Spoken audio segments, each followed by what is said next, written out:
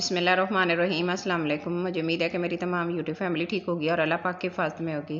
आज हम बीफ नली पुलाव बनाएंगे, बहुत ही मज़ेदार, बहुत ही आसान तरीके से बनाएंगे।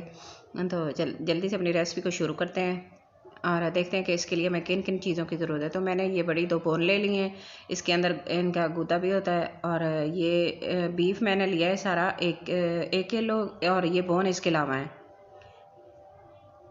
तो इनको मैंने अच्छे से धो के साफ़ कर लिया है और इनको मैंने अलग रखा है।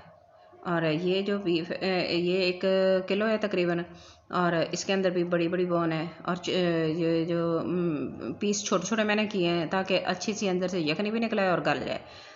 हमें अच्छा सा बनाना है इसको, गला गला सा। तो सारा ये इस तरह मैंने धो के साफ़ कर लिया है, सब रख लिया है। और अब देखते हैं कि इसके अंदर जो खड़े मसाले जाएंगे उनको देख लेते हैं।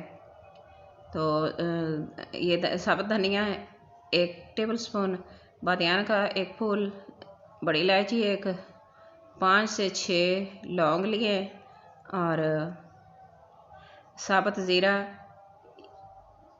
1 टीस्पून, 2 तेज़ पत्ते लिए, दालचीनी का 1 टुकड़ा है, और काली मिर्च जो साबुत लिए मैंने वो 1 टीस्पून है, और जायफल और जावित्री 1/4 टीस्पून लिया है। इसमें नमक 1 टीस्पून है। आप अपने टेस्ट के मुताबिक कम या ज़्यादा कर सकते हैं।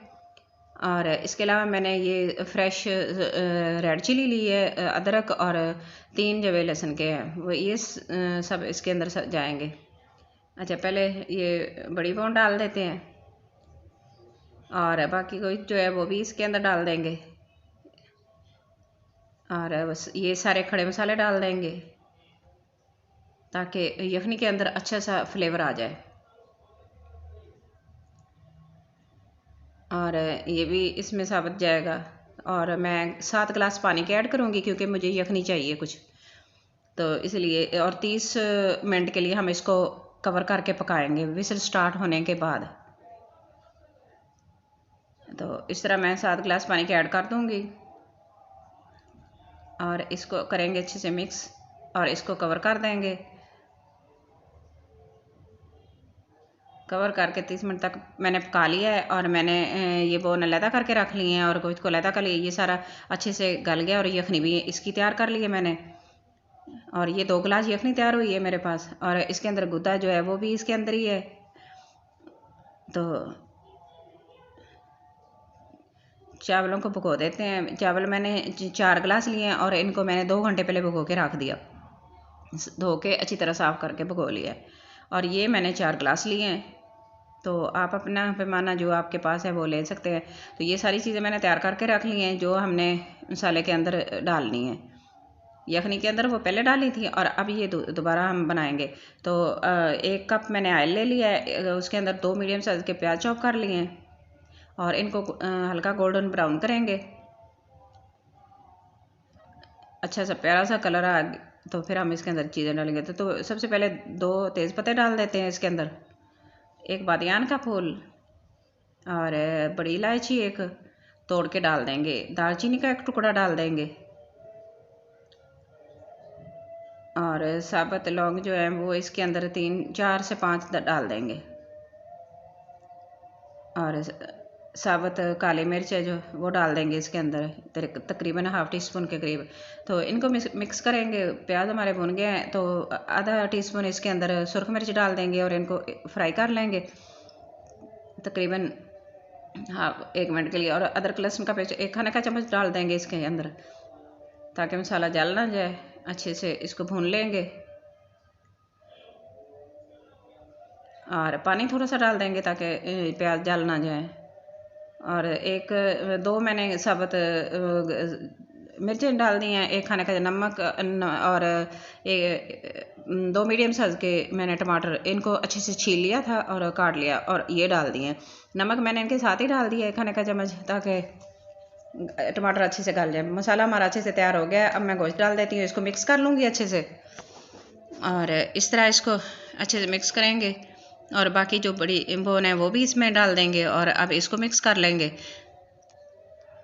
तो इसको मिक्स करके 1 मिनट के लिए इसको फ्राई करेंगे तेज़ आंच पे।